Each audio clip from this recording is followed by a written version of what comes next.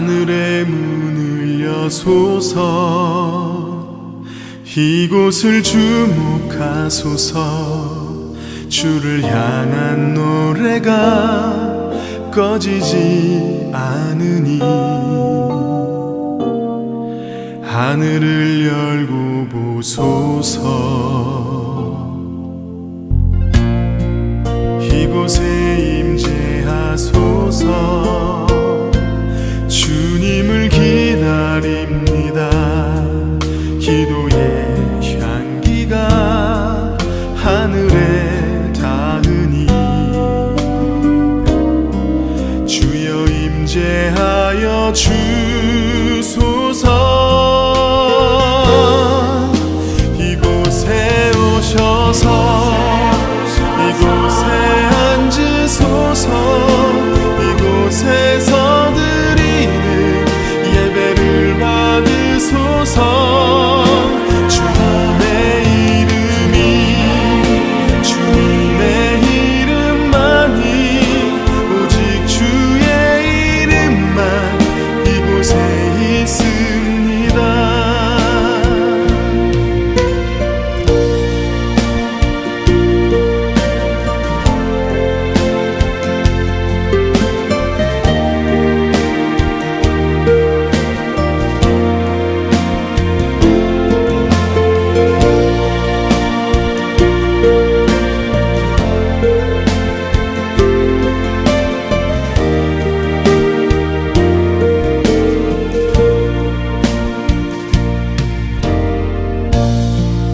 하늘의 문을 여소서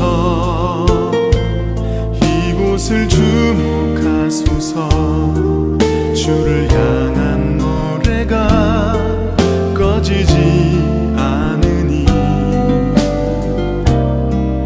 하늘을 열고 보소서 이곳에 임재하소서 주님을 기다립니다 기도의 향기가 하늘에 닿으니 주여 임재하여 주소서 이곳에 오셔서 이곳에 앉으소서 이곳에서 예배를 받으소서 주님의 이름이 주님의 이름만이 오직 주의 이름만 이곳에 있습니다 이곳에 오셔서 이곳에 앉으소서 이곳에서 드리는 예배를 받으소서 주님의 이름이 주님의 이름만이 오직 주의 이름만 이곳에 있습니다 주님의 이름이 주님의 이름만이 오직 주의 이름만 이곳에 있습니다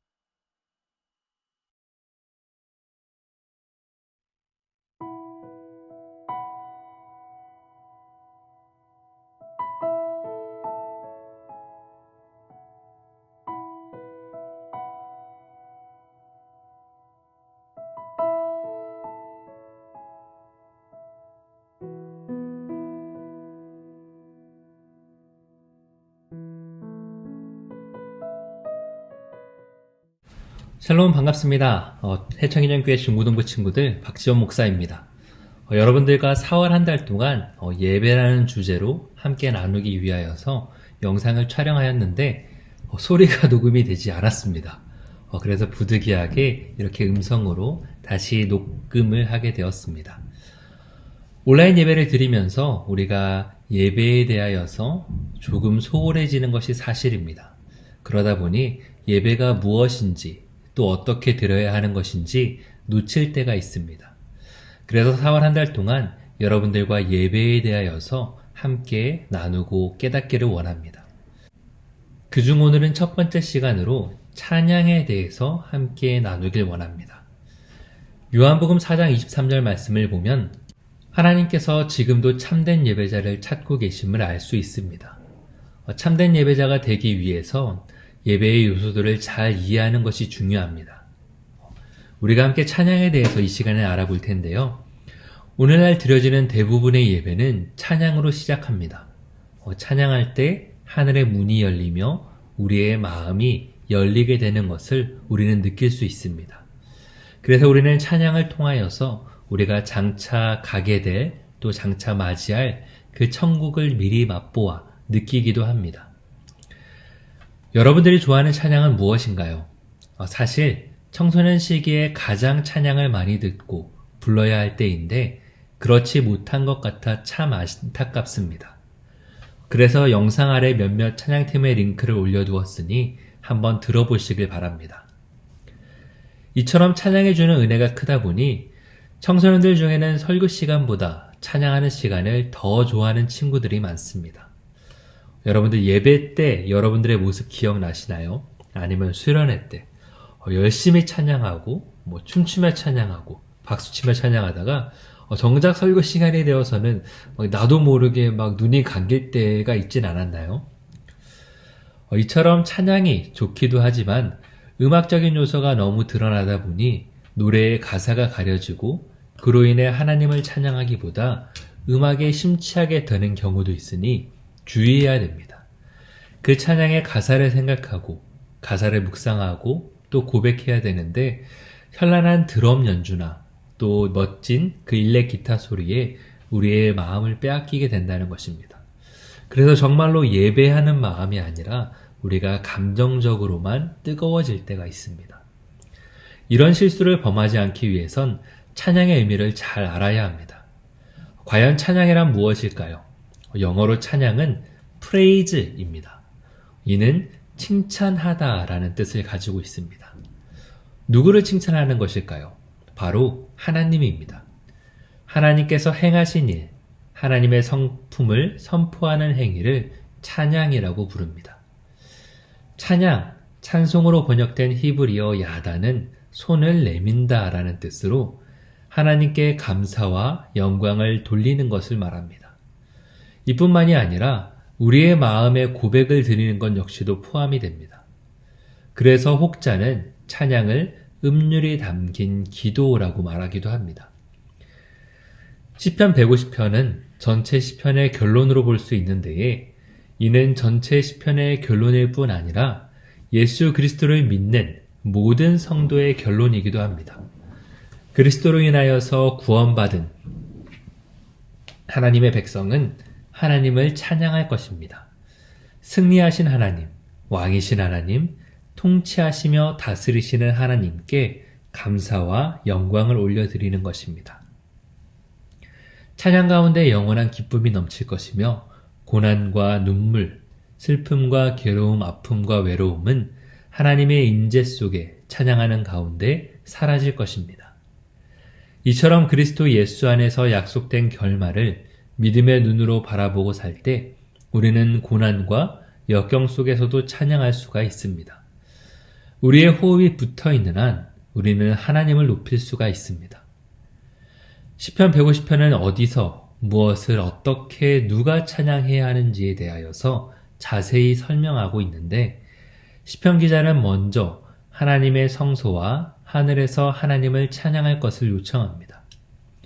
하나님의 성소는 하나님의 말씀과 임재가 머무는 곳인데 그런데 하나님을 향한 찬양은 지상에만 머물 수는 없습니다. 시편 기자가 이야기하기를 하늘에서도 찬양할 것을 명령합니다. 하늘은 하나님의 권능을 드러내며 영적 세력들의 거처가 됩니다. 따라서 시편 기자는 우리 사람들뿐만 아니라 하늘에 있는 천사들에게도 찬양할 것을 요청하고 있는 것을 알 수가 있습니다. 여러분, 그렇다면 무엇을 찬양해야 될까요? 시편 기자는 성도들에게 하나님의 놀라운 일과 그의 위대하심을 찬양하라 라고 말합니다. 세상을 창조하신 하나님, 이스라엘 백성을 이집트에서 구원하신 하나님, 가나안 땅에 들어가게 하신 하나님, 그 외에 놀라운 일을 행하신 하나님을 찬양하라 라고 말합니다.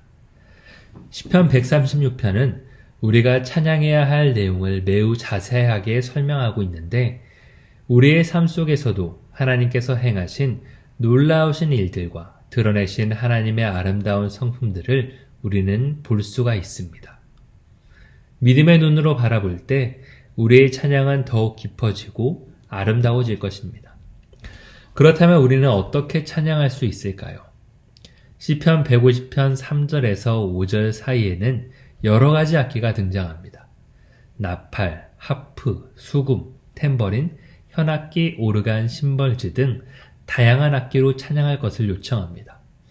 참고로 나팔은 제사장이 부는 뿔나팔을 이야기합니다. 비파와 수금은 레위인들이 연주했으며 그리고 우리가 찬양할 때에 박수치며 또 춤을 추며 찬양하듯이 악기뿐만 아니라 춤추며 온몸으로 하나님을 찬양할 것을 선포합니다. 마지막으로 누가 하나님을 찬양할 수 있을까요? 6절은 호흡이 있는 모든 것들에 하나님을 찬양할 것을 선포합니다. 우리 사람들뿐만이 아니라 호흡이 있는 모든 만물이 하나님의 능력, 선하심, 강하심, 온전하심을 찬양해야 한다는 것입니다. 바람에 흩날리는 나뭇가지들이 춤을 추며 하나님을 찬양해야 하고 바다의 파도가 소리를 내며 하나님을 찬양해야 합니다. 또 하늘의 새, 바다의 물고기, 그리고 땅의 동물들이 하나님을 찬양합니다. 왜냐하면 하나님이 그들의 호흡, 곧 생명의 주인이시기 때문입니다. 이는 호흡이 있는 것이라면 모두 찬양할 의무와 동시에 권리가 있음을 말합니다. 이를 바꿔 말하면 하나님을 찬양한다는 것은 그가 살아있다는 것을 의미하기도 합니다.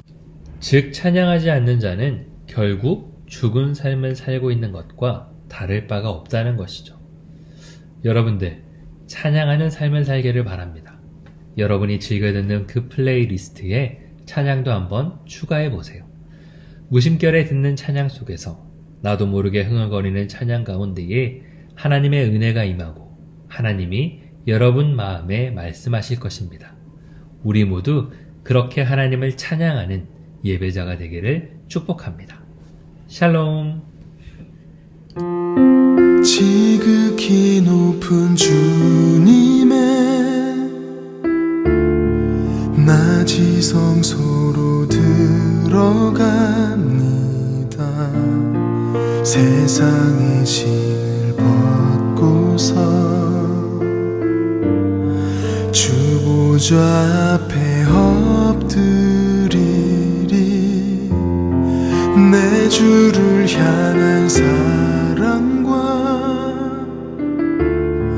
그 신뢰가 사그러져 갈 때 하늘로부터 이곳에 장막이 덮이네. 이곳을 덮으소서.